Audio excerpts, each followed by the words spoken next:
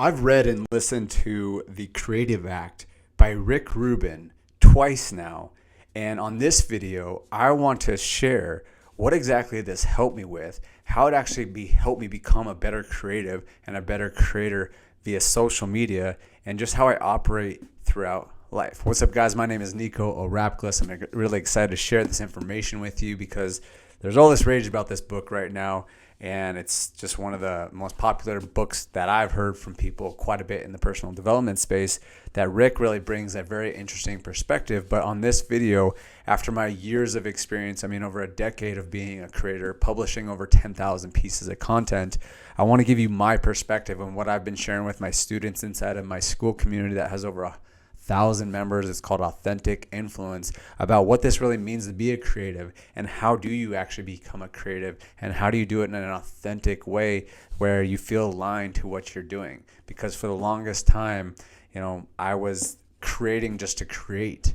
And I see so many people creating to create, and they don't feel truthful. They don't feel authentic. They don't feel like true to who they are when they are creating. And I think it's creating this huge dissonance in a lot of people because of that. So again, as mentioned, I want to share what I learned through this book. I'm probably going to go through it another few times just because I love the whole idea of space repetition, and it just seeps deeper and deeper into my subconscious and it becomes more a part of me. And I'm also going to kind of walk you through how I would use AI to help you internalize this stuff even more. And even if you don't want to read this book, you can get a lot out of this book if you use AI correctly. So let's dive into this. And obviously, as you always know, is we're always gonna keep a dollar bill, or possibly even $100 bill for our bookmarks, just so that we can increase that money consciousness. So, one of the things, as I mentioned in my story, is that, I used to create a lot. I still do it. Like I said, I've published over 10,000 pieces of social media content, and content across the board. I've created courses, all sorts of different things. But what's interesting is that I see so many times, and people come to me a lot, whether it's on Instagram or it's here on YouTube or it's inside of our Skool community, people ask the questions around, like, what does it mean to be creative and how do I create in a way that feels authentic to me? And, I think unless you are operating from what I learned through this book, which is Rick's 3-step process to creation that I'll share here in a second, I think until you are actually operating from that lens and you're operating from that 3-step framework, you can get into a lot of trouble that can create a lot of dissonance. Because think about it, how many social media influencers do you know that are just like struggling, that are depressed, that are anxious, that are not feeling good about themselves? And that's kind of the narrative, that's kind of the trend that social media has caused for us in today's day and age, because so many people are simply just creating for the audience. They're just creating so that they get more exposure, they get more likes, they get more views, they get more comments, they get more sales in their business, And it's like, how do you operate from more of an authentic place? And that's really been my mission since I had my shift, since I had my spiritual awakening, since I uncovered the Woo+Do framework that we utilize that incorporates, our internal being, our faith-based being, and also apply it to social media, apply it with AI, apply it with all these things that keeps us accountable to who we really want to be, and we take the actions that is necessary. We stay consistent with our habits. Right? How do we merge both of them? And that was my mission ever since I started the Woo+Do. That's when I had my spiritual awakening, when I tore my pectoral tendon, when I had to have surgery, when I really made a shift from just doing social media and I was running ads for people and all that kind of stuff. And it was great, but it was just like there was a misalignment within me, and I had to go discover who I was in order to go and actually continue to create content that was aligned to me. Because what I'll always say about creation is most people don't know what they want to create. They don't know what they want because they don't know who they are, because they don't know their values, because they don't know their identity. They don't know what's going on beneath the surface, their subconscious blocks. And so I was that exactly. I had to go figure out who I was. I had to spend some time with myself. I had to sit down and address, what are my values? What are my behaviors? What are my identities? And until I really figured out that, I couldn't really figure out what my vision was moving forward and going forward, right?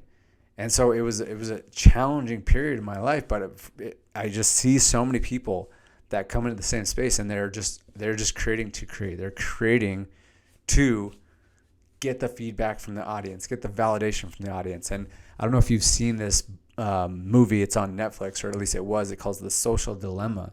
And it was crazy because what's interesting is that these social media platforms, they kind of like keep you pigeonholed, because like there's one scene that really stuck out to me in that movie, and it was a girl that she posted something. It was like a selfie, and she got like 1 like, right? And then she's like, obviously didn't feel great about that. So she deleted it, put on a filter, posted it with that same selfie, just with a filter. And then all of a sudden she gets like 10 likes, 20 likes, 100 likes, whatever it was, right? And then that's training her to create from a place of, what does the audience want? What does the platform want? Rather than what Rick talks about in this book of the 3-step process of creating from a place of inspiration, creating to create, creating then for the audience, right? And that's what kind of leads us right into that 3-step framework. So I mentioned it just there, but really what it is, his framework is that he's creating from inspiration, okay? The best thing that you possibly can do, and the biggest thing that I pulled from this book, is you're creating from a place of inspiration. Go get inspired by something. Go seek something out that would light you up and make you feel alive and energized and invigorated. So many people, again, like we talked about throughout this entire video, is like they're just creating because they think that that's what the audience wants. When in reality, it's like tapping into a higher power and understanding like what lights you up, what makes you feel creative, right? It's almost like you go and look at something, and the thing that lights you up and fills you with excitement and inspiration, it's like you are the audience of that creative, right? So maybe you go to a concert and you see someone so in their passion and you're invigorated and excited about that. Now you're the audience, and then you're lit up by that. And because of that, now you can go and actually create from a place of inspiration, and that's where the creation is. And really the power in that is to create from a place of just wanting to create and put something out there. And one of the things that I'll continue to say, I learned this from one of my mentors, shout out Andrea Crowder. She talked about this as the peegasm. Okay, think about a time when you had to pee so bad. Yeah, you just like couldn't hold it, and all of a sudden like you finally let it out, hopefully in a toilet. And you finally let it out, and then you're like, it's peegasm, right? So you let it out and you just birth it, right? You get it out of you because it's just like it needs to get out. I can't hold on to it any longer. And when you create from that space and you just get it out to create and get it out into the world, because the world needs to hear it, feel it, see it, right? That's when it just feels alive. And think about the fact that we are all energy. I mean, everyone always talks about we are all energy, just vibrating at a different frequency. And when you really understand that and you put good energy into the content you're putting out, that is when people are going to feel it.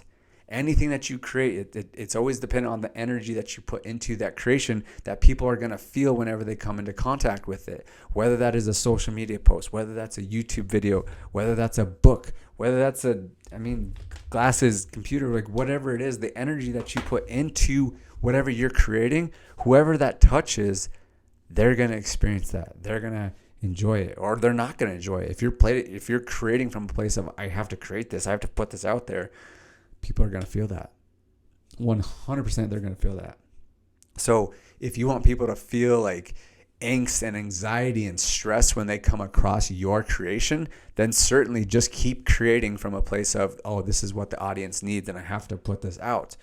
But if you want to light yourself up, if you want to be excited and invigorated, use content to actually go out there and invigorate yourself. Yes, go get inspiration, get inspired, go get out in nature, go get around people that inspire you, uplift you, go to a music concert, whatever is something that's going to elevate you and make you feel better, which is, again, side note, why it's really good to go find that list of things that make you feel good. For me, it's 100% going and getting out in nature. I went out in nature yesterday and I feel 10 times better than I did last week. Last week was a little bit of an off week for me. I'll just be honest, right? But I came back, I went out, I got around some really cool friends that had me feeling excited, invigorated, loved, supported. I go out on top of a mountain. I get to see an amazing view.